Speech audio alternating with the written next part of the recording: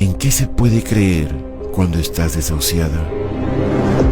Cuando estás por morir. ¿Cómo se puede luchar cuando tu vida no tiene la fe suficiente? Solo le quedará hacer una última pelea y saber a quién enfrentar.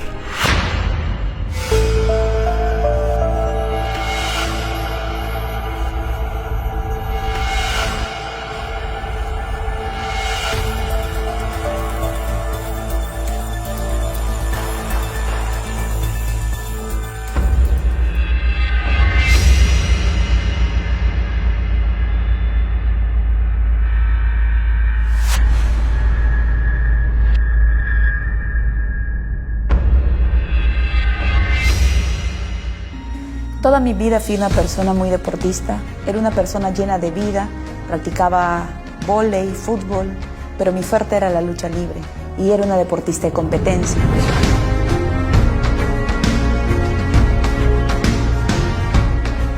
Gané el campeonato nacional de este deporte y la verdad es que tenía una carrera muy ascendente, sentía que estaba logrando muchas cosas. Bueno, mi madre era muy fuerte, era muy alegre. Ella era muy deportista y lo que más me sorprendía de ella era la vitalidad que tenía. Nunca se cansaba. Es por eso que cuando me detectan la enfermedad, me puse muy triste y parecía un sueño, no lo podía creer. ¿Y cómo te has estado sintiendo después de los análisis? Muy bien, doctor, me siento fuerte. Creo que lo que sentí ha sido porque he estado con mucho trajín. No, usted sabe, los entrenamientos, uno se estresa. Es que he estado viendo la forma de competir en otro campeonato, más mis clases. Entonces supongo que con unas pastillitas me voy a sentir mejor, ¿no? Alcina, esto no es tan fácil. ¿Cómo quisiera poder darte otra respuesta? Pero, ¿qué podría hacer? Yo supongo que con una mejor alimentación, porque... Mire, lo que pasa es que como he tenido tanto trajín, he estado comiendo mal, comiendo un poquito por aquí, un poquito por allá, pero yo estoy segura que si como mejor y si me cuido, de verdad, doctor, si me cuido... Hija, escúchame, por favor. Quisiera poder darte esa respuesta, pero no es así.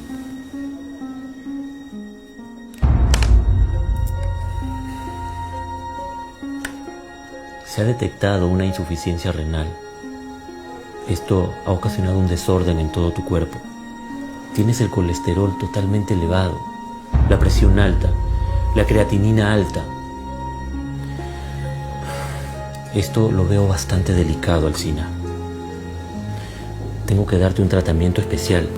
Esto no es cualquier cosa, Alcina, quiero que lo entiendas. Y vas a tener que dejar por un momento el deporte. ¿Qué?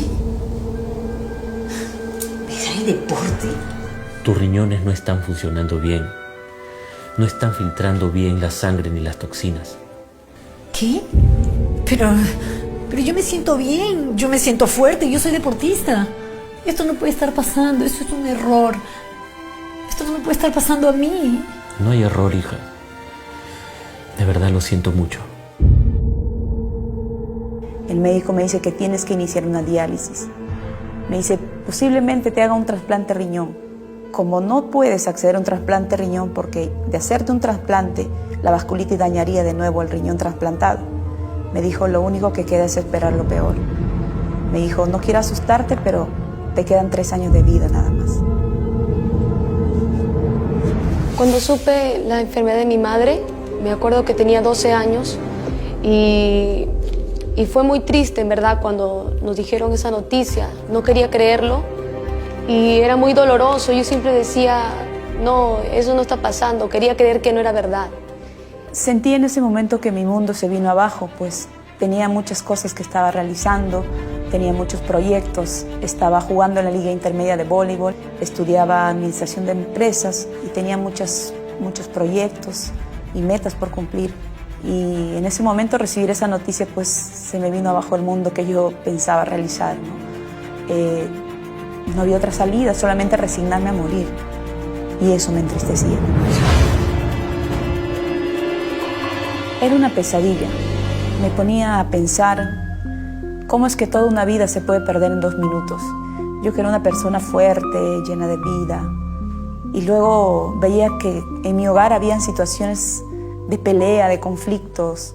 Todo el tiempo era discusión con mi pareja, habían discusiones en la casa, habían peleas, y mis hijas también empezaron a hacer lo mismo, empezaron a pelear entre ellas, y todo el tiempo había discusión, el ambiente no era el mejor. ¿Hasta cuándo va a seguir esta situación, Alcina? Por favor, ya me tienes harto, siempre es lo mismo. Problemas nada más. Mira, yo suficientes problemas tengo con el hecho de poder estar aquí. ¿Problemas? Sí, por supuesto. ¿Me hablas de problemas? ¿Problemas, pues? Problemas son los que tú traes, ¿ya? A veces no das nada para la casa. A veces no hay para comer, tus hijas no tienen nada para comer. Yo sé. ¿Cómo que yo sé? ¿Ah? Me dejas toda la carga a mí, no haces nada. Eres un irresponsable. Ya. Parece que no te importáramos. No es eso. ¿No? Si no sé quién soy cuando estoy contigo. No sé quién somos nosotros cuando estamos contigo. Ya. Yo no quiero entrar en ese tema y menos en esa discusión. Porque tú te pones a discutir, simplemente das vuelta a las cosas y yo tengo que estar aguantando tu histeria. ¿Qué? Claro, pues. Tengo derecho a reclamarte, ¿ya? Sí, pero no a gritar. Sí voy a gritar. Tú ya tienes una vida con nosotros, ¿ya? Estoy harta, ¿entiendes? Estoy harta de tener que ocultarme sin que nadie se entere. Estoy harta de andar con miedo de que la gente me vaya a ver. ¿Hasta cuándo va a ser esto? ¿Ah? Pareciera que no te importamos. No. Mira, ya, deja de estar hablando idioteces. Es su responsabilidad. Es su responsabilidad velar por nosotras, ¿ya? ¿Te parece poco todo lo que he tenido que hacer por ustedes? ¿Te parece poco? ¿Qué? ¿Ah? Si no hacen nada. ¿Tú crees que es fácil? Es fácil, pues, si no hacen nada. Por favor. ¿Hasta cuándo va a ser esto? Cálmate, ¿quieres? Dilo pues, o a que ya no te importamos. Di la verdad de todo esto. Yo me gustaba salir a la calle como saliendo a jugar, a hacer deporte, pero poco a poco empezaba a ser lisurienta, poco a poco empezaba a ser más rebelde y a ser igual que mis amigos, porque también era por las mismas personas que yo empezaba a vivir con ellos, a parar con esas personas. Y junto con la enfermedad también de mi madre, eso me llenó de mucho resentimiento. Mucho resentimiento tenía por la enfermedad de mi madre, tenía odio, empecé a ser muy renegona. Y también tenía resentimiento hacia mi padre, porque muchas veces él no se daba cuenta, pero hería mi corazón. Tal vez no me decía a mí, pero le decía a mi madre. Y yo cuando le escuchaba que le hablaba así a mi madre, eso hería mi corazón. Y yo le guardaba un resentimiento, aunque él no lo sabía. Comencé a ser una persona muy mal geniada, muy malhumorada. Empecé a gritarles a mis hijas, empecé a golpearlas, sobre todo a la mayor, la trataba muy mal y sentía gran frustración por todo lo que me estaba pasando. A veces me preguntaba, yo no era así, pero me imagino que solamente pensar en la muerte, eso te frustra y mis hijas sufrían por eso.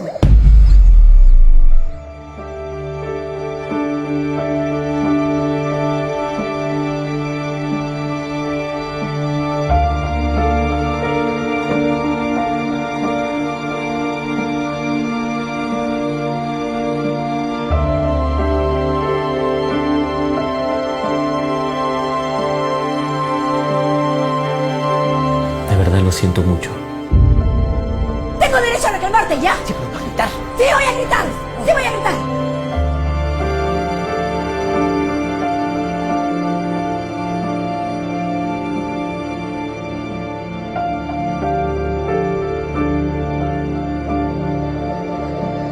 El solo hecho de ver a mis hijas me daba fuerza para seguir luchando.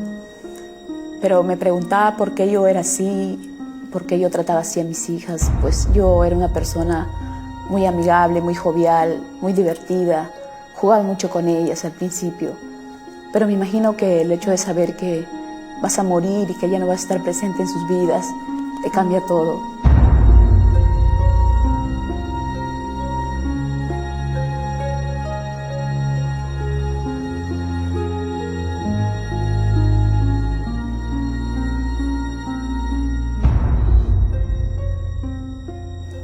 Entonces no sabía qué hacer, quería cambiar y no podía. Es ahí donde me acordé del Señor y le pedí a Dios que me ayudara. Por favor, Dios mío. Por favor, dame una oportunidad. Dame una oportunidad. Necesito vivir. Ruega por mí, hazlo por mis hijas. Por favor, Dios. Escúchame, por favor. Porque no quería irme aún. Porque sabía que tenía que estar con ellas, que me necesitaban. Y le preguntaba, ¿por qué, Señor? ¿Por qué me pasa esto? Y lo que encontraba siempre fue un silencio. Pero en el fondo yo sabía por qué me estaba pasando, porque yo había sido infiel a Él. Yo, conociendo su palabra, me desvié y me involucré en una relación adúltera. Y lo que es más, yo no podía reclamarle nada a Dios porque Él ya me lo había advertido. Hija, debes de reflexionar, debes de entender que esa relación no es buena para ti. Estás yendo en contra de Dios. Pastor, pero yo lo amo y Él me ama a mí. Pronto va a regularizar su situación. Él va a dejar a su mujer porque no la quiere. Tienes que hacerme caso. Él tiene hijos. ¿Has pensado cómo van a quedar sus hijos? ¿Su esposa? No seas la causante de ese daño. Ese hombre te va a hacer infeliz. Ese hombre te va a maldecir la vida. Pero es injusto, pastor. ¿Hasta cuándo voy a estar postergándome? Pastor, yo lo amo y Él me ama a mí. Que usted no esté de acuerdo conmigo no quiere decir que yo esté mal. Lo que uno siembra, eso cosecha. Él me había hablado ya, porque Dios no te habla de una sola manera, Él siempre te habla de diferentes formas.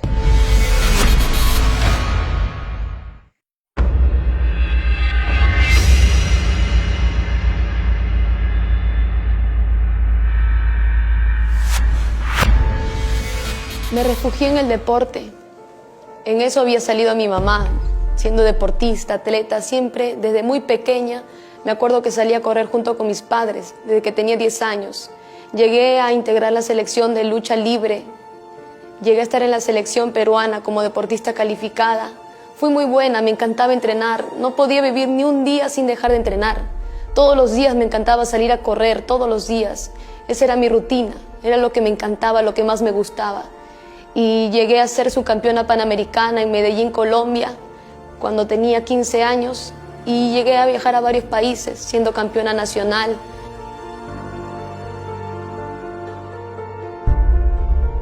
Pero a pesar de tantas mis medallas, mis logros, tantos triunfos, incluso reconocimientos de las personas, admirándote y los amigos, pero nada de esas cosas me hacía feliz. O sea, era por un momento cuando yo ganaba, cuando yo luchaba, cuando hacía mi deporte, ahí me refugiaba. Pero de ahí cuando llegaba a mi casa no era igual. Incluso venía a mi mente que mi madre aún seguía empeorando, estaba enferma y se iba deteriorando más su salud. Y el doctor ya le había dicho que tenía solamente 3 años de vida. Después de separarme con el padre de mis hijas, me involucré en una relación con un joven. Él era muy bueno, muy amable conmigo, me ayudó mucho. Esta persona me inyectó más alegría, más ganas de seguir luchando contra mi enfermedad. Y ante esto, pues recibimos una noticia que me devastó. Es que nos enteramos que él padecía de cáncer de estómago.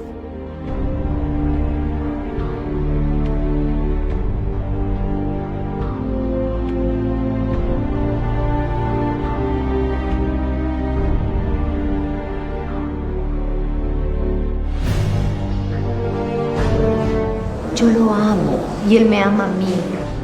¿Entiende? Que usted no esté de acuerdo conmigo no quiere decir que yo esté mal. Lo que uno siembra, eso cosecha.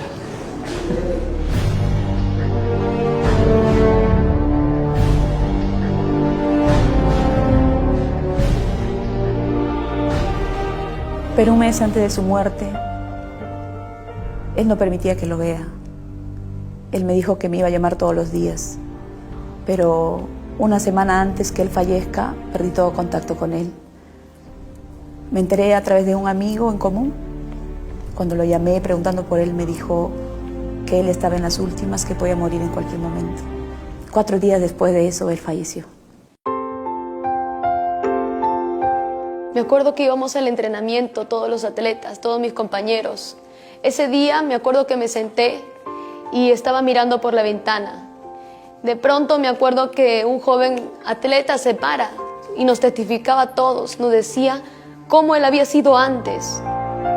empezaba a testificar del amor de Dios y decía que Cristo cambiaba, que Cristo te podía perdonar, que había un Dios que te amaba, que Él nos veía.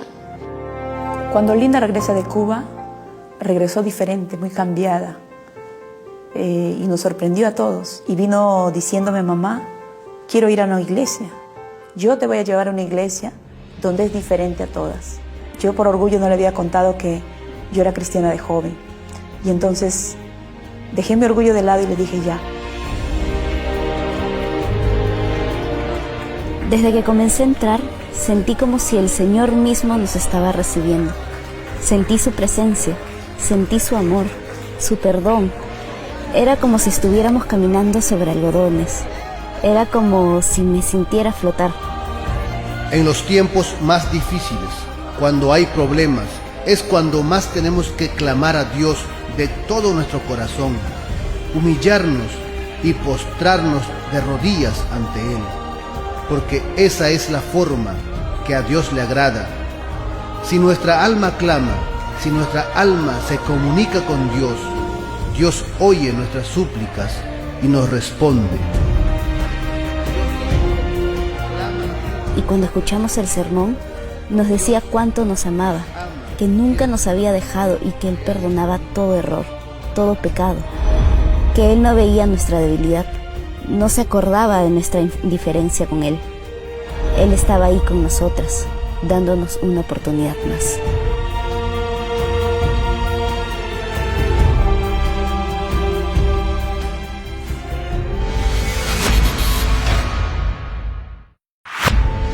Tuve mucha paz por mí y por mis hijas, porque sentí que el Señor nos había perdonado, que nos había limpiado, que estábamos restauradas.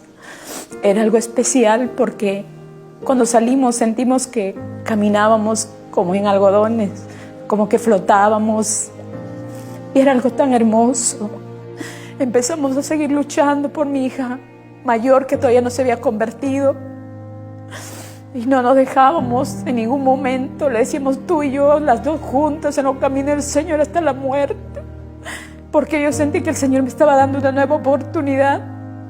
Y así fuimos luchando todos los días, congregando. Pero a pesar de estar yendo a la iglesia, me sentía cada vez más débil, sentía que mi enfermedad iba avanzando y que el tiempo de vida que el médico me dijo estaba terminando ya. Y me sentía cada vez más débil.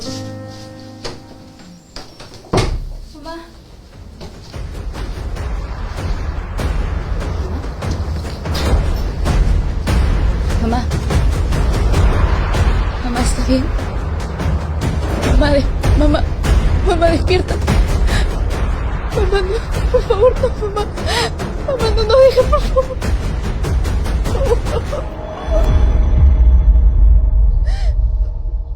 Dios mío, por favor, ayúdame. No dejes que se vaya mi mamá ahorita. Comencé a clamar a Dios con todo mi corazón. Le clamé tanto que ella comenzó a reaccionar. Y ahí es cuando yo entiendo que esa tenía que ser mi mayor lucha. Yo, que había sido campeona de tantas peleas, recién entendía que la verdadera era en lo espiritual, que ahí es donde se dan las más grandes batallas, y la victoria la obtienes con ayuno y oración, porque nuestra lucha no es contra carne ni sangre.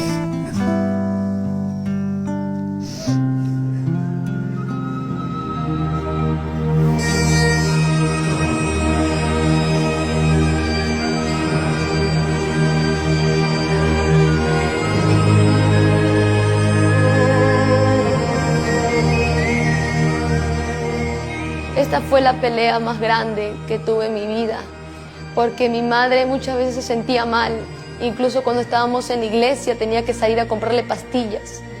Pero orando, mi madre ya no necesitaba de pastillas. Mi madre ya dormía tranquila, ya no se enfermaba, no tenía fiebre, no tenía cólicos renales. La enfermedad empezó a deteriorarse. A medida que íbamos yendo a su casa, totalmente nos olvidamos de la enfermedad. Solo servíamos a Dios orando y lo pusimos en sus manos. Dios empezó a hacer su obra en mi madre y la enfermedad empezó a desaparecer poco a poco. Ahora sé que el Señor nunca me había abandonado, que a veces cuando de pequeña pensaba que estaba sola, nunca estuve sola, sino que siempre estuvo observándome en cada instante, estuvo mirándome en cada lucha y me miraba cómo yo luchaba, cómo entrenaba, afanada, pero Él decía en sí, Él decía, un día así como luchas también vas a luchar conmigo. Él me movió y me puso en sus caminos como Él quiso, porque en su misericordia lo hace, es así. Mis pensamientos no son sus pensamientos, ni mis caminos sus caminos. El Señor es maravilloso, sus pensamientos son tan grandes que ni lo puedo explicar. Yo nunca pensé estar con una falda, con una Biblia, nunca pensé estar así. Yo me veía en las Olimpiadas, en los Juegos Sudamericanos, en tantos proyectos que yo tenía como deportista. Mis entrenadores sabían que yo podía hacer un proyecto muy destacada en el deporte, pero el Señor también sabía que había un propósito en mi vida. Así como los entrenadores decían que yo tenía un proyecto, el Señor también tenía un proyecto con mi vida más grande que aquello que los hombres me ofrecían. Dios me ofreció algo más grande, que es la vida eterna, la salvación de mi alma. Mi nombre está escrito en el libro de la vida. Eso es lo más grande que el Señor me ha podido dar. La salvación de mi hermana y muy pronto la salvación de mi padre, porque el Señor es maravilloso y grande. Pero desde que el Señor hizo la obra, yo dejé de tomar las pastillas y el Señor me curó, me dio un riñón nuevo y ahora yo no necesito de diálisis, no necesito trasplante. Nunca me hice una diálisis. A pesar de haber tenido 23%, la función de mis riñones subieron a 40% y luego el médico me dijo que estás en 80% y eso es algo hermoso que el Señor hizo en mi vida. Somos felices ahora, seguimos en los caminos del Señor, sirviéndole de todo corazón y ahora somos una familia feliz. Soy una mujer libre, soy una mujer sana porque el Señor me sanó y porque yo tuve fe y confié en Él, me arrepentí de todo mi corazón y el Señor hizo la obra. Ahora soy profesora de educación física y atletismo y soy enormemente feliz y agradecida con el Señor por todas las cosas hermosas que el Señor me está dando.